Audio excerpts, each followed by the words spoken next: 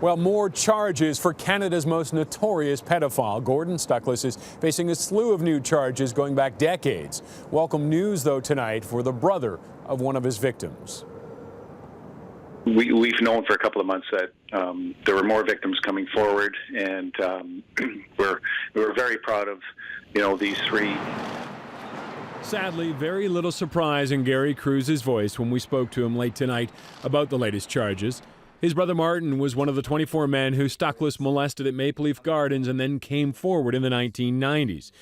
He committed suicide not long after Stuckless was found guilty. Gary says it's vital for these new men to do what they did. We encourage them to come forward because that's part of their healing process.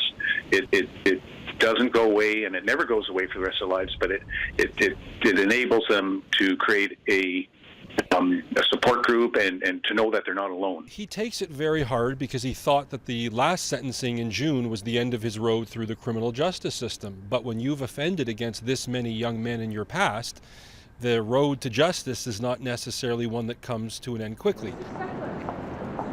Ari Goldkind is Stuckless's lawyer. He represented him at his most recent trial, where he pleaded guilty to 100 charges and was sentenced to 6.5 years in June.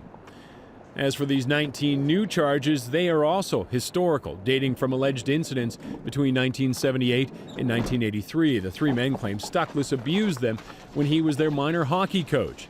The charges include buggery, indecent assault, sexual assault, and threatening death. Goldkind says it's too early to say if Stuckless will fight these charges. And I had a conversation to him just after he was arrested at the jail. He was brought down from a penitentiary in Kingston to face the music tomorrow in court in Toronto. So we had a very brief conversation. I'll meet with him tomorrow. I'll certainly have more information for you then. With these new charges, if Stuckless pleads guilty or is found guilty, his previous convictions and current behavior will be taken into account, and that could mean reduced jail time, something that leaves Gary Cruz frustrated.